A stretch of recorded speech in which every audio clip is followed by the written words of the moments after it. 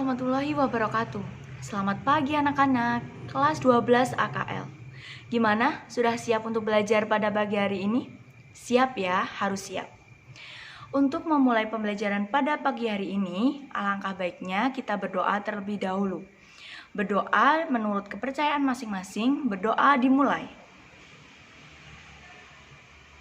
Berdoa selesai. Halo anak-anak, gimana kabarnya hari ini? Sehat? Alhamdulillah. Semoga selalu diberi kesehatan ya. Tetap semangat untuk belajar walaupun di rumah saja. Dan ingat, tetap patuhi protokol kesehatan yang berlaku ya. Baik, pada pagi hari ini bersama Ibu Dian, kita akan belajar mapel praktikum akuntansi perusahaan jasa dagang dan manufaktur KD 3.10. Apa itu? Pencatatan transaksi ke dalam jurnal khusus pada perusahaan dagang. Jangan lupa presensi ya anak-anak di Google Classroom seperti biasanya. Nah, kemarin kita sudah belajar mengenai apa itu perusahaan dagang, bagaimana karakteristiknya perusahaan dagang itu sendiri, sampai kita sudah belajar pada dokumen transaksi yang ada di perusahaan dagang, yaitu ada dokumen sumber dan juga ada dokumen pendukung. Kita juga sudah belajar tentang bukti transaksi dari dokumen sumber dan juga dokumen pendukung itu. Semoga kalian masih ingat ya. Karena setelah itu kita pada pagi hari ini akan belajar bagaimana pencatatan transaksi ke dalam jurnal khusus. Nah, masih semangat ya, harus semangat. Oke? Baik. Tujuan pembelajaran kita pada pagi hari ini yaitu setelah mempelajari materi pencatatan transaksi ke dalam jurnal khusus pada perusahaan dagang, diharapkan siswa mampu yang pertama menyeleksi daftar akun atau rekening. Yang kedua, siswa mampu menganalisis pengertian, manfaat, fungsi dari jurnal khusus. Yang ketiga, siswa mampu menganalisis antara perbedaan jurnal umum dan juga jurnal khusus pada perusahaan dagang. Dan yang keempat, siswa mampu mengklasifikasi macam-macam dan bentuk dari jurnal khusus. Nah, yang pertama, kita akan belajar mengenai daftar akun dalam perusahaan dagang.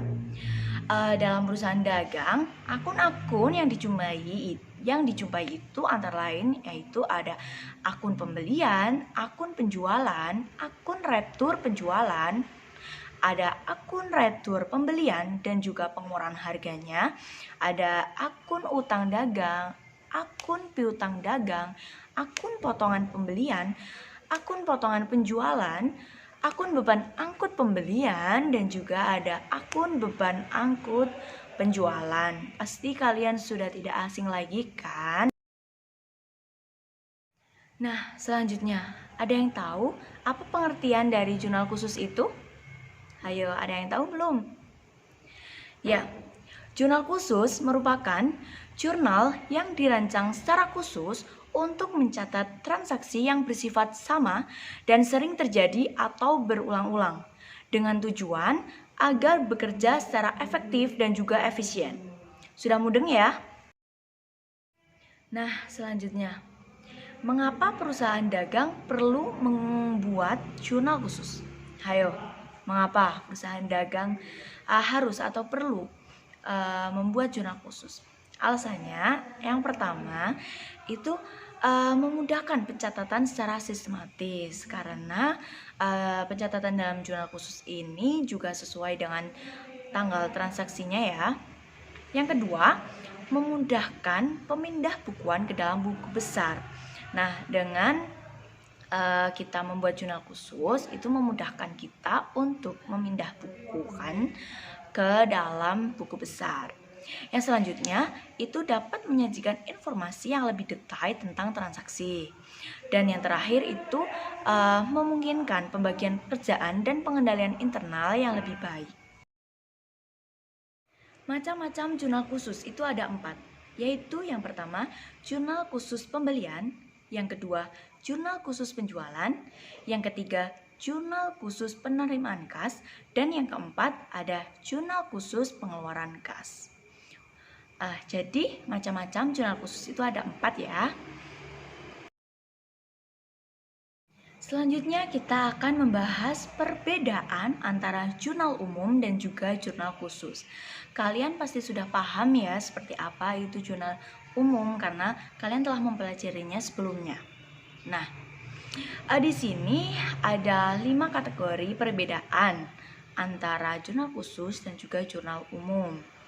Yaitu yang pertama dilihat dari segi bentuknya, yang kedua dilihat dari segi pencatatan, yang ketiga dilihat dari segi posting, yang keempat bisa dilihat dari segi pelaku, dan juga yang kelima bisa dilihat dari segi pengguna. Yuk kita telusuri perbedaannya. Yang pertama dilihat dari segi bentuknya. Seperti kalian ketahui, bentuk dari jurnal umum itu terdiri dari berapa lajur? 2, ya benar sekali ya. Sedangkan pada jurnal khusus bentuknya itu terdiri dari banyak lajur. Nanti Ibu beritahu ya, perlihatkan kepada kalian. Baik, yang kedua, untuk pemindah bukuan ke dalam buku besar atau posting, dalam jurnal umum sendiri itu dilakukan setiap terjadi transaksi. Ingat ya, setiap terjadi transaksi itu diposting ke buku besar. Nah, sedangkan pada jurnal khusus, posting itu dilakukan secara kolektif dan berkala. Nah, seperti itu ya. Dan selanjutnya dari segi pencatatannya, bila pada jurnal umum itu semua jenis transaksi harus dicatat dan secara kronologis atau berurutan, dicatat semuanya dari transaksi-transaksi. Sedangkan pada jurnal khusus itu hanya mencatat transaksi-transaksi yang sejenis dan sering terjadi. Contohnya kan kita membeli barang dagangan nggak mungkin satu kali kan, secara terus menerus, jadi itu dicatat.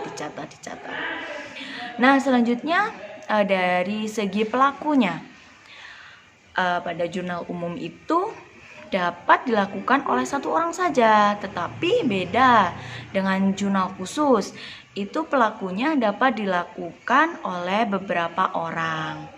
Dan yang terakhir dari segi pengguna jurnal umum itu hanya pada perusahaan jasa dan juga perusahaan dagang kecil yang transaksinya itu sedikit.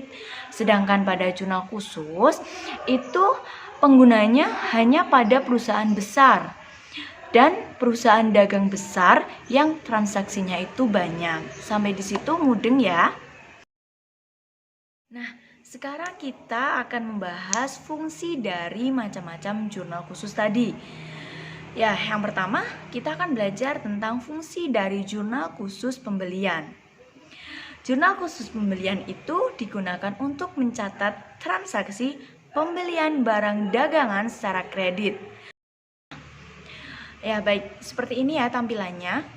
Itu di situ ada tanggal pastinya, ya, terus ada nomor fakturnya, terus ada keterangan. Keterangan itu diisi nama perusahaan atau kita membeli dari perusahaan mana gitu.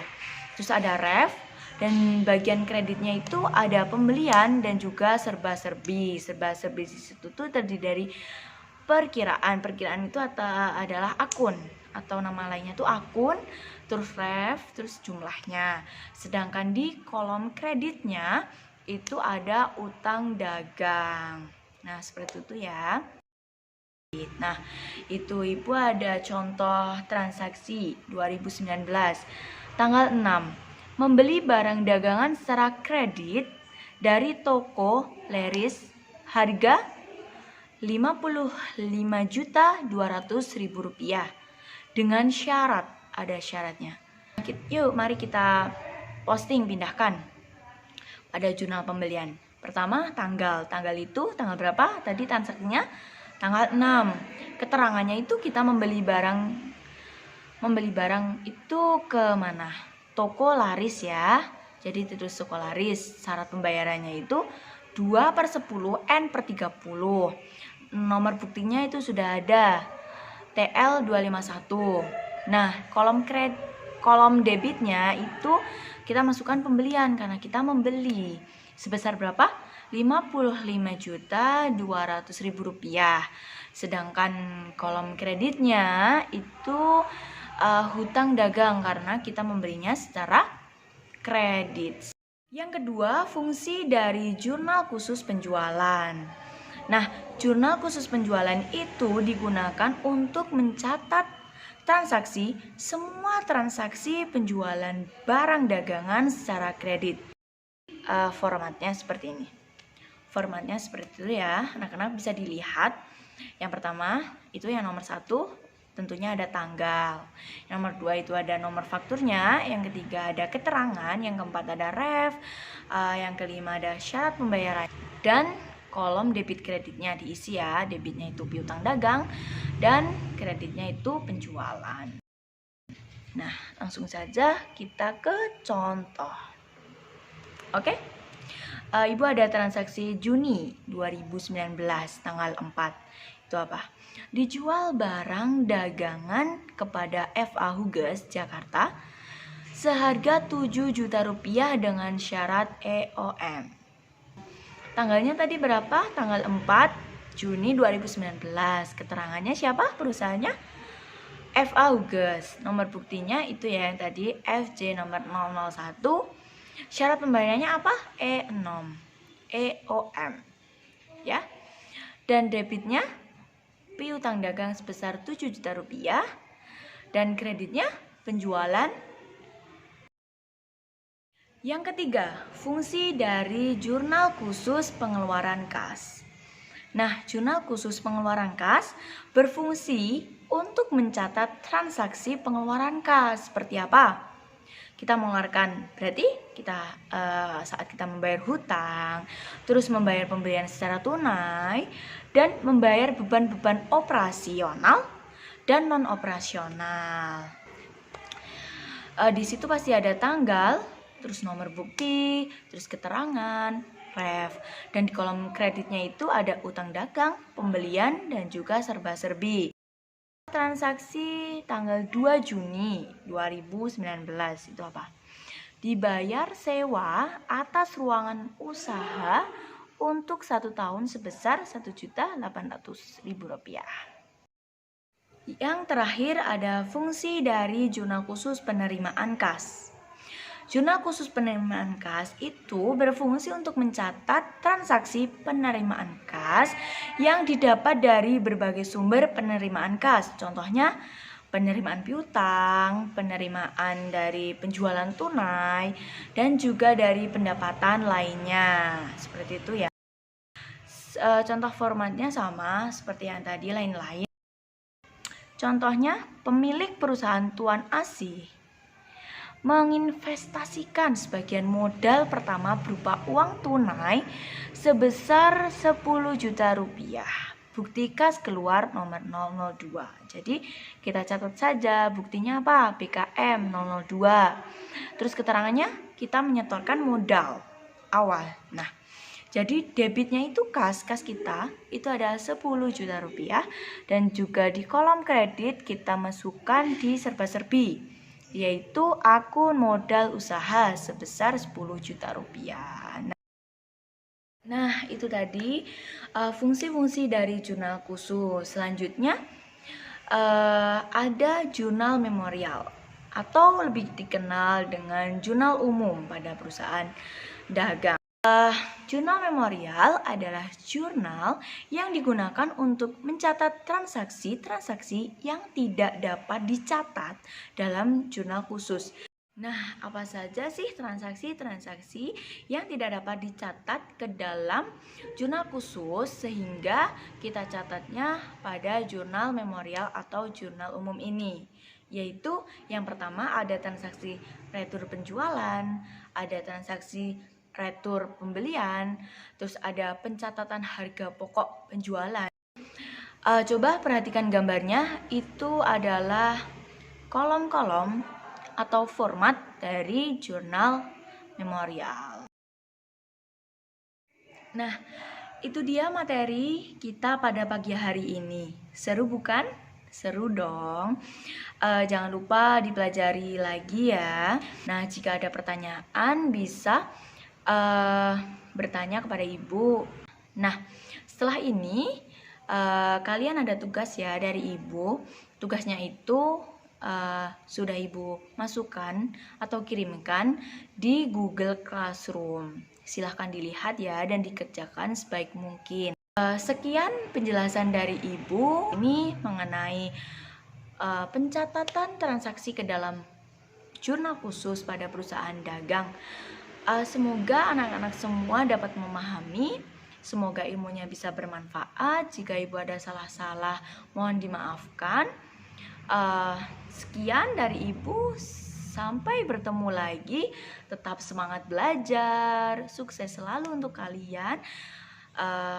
Wassalamualaikum warahmatullahi wabarakatuh.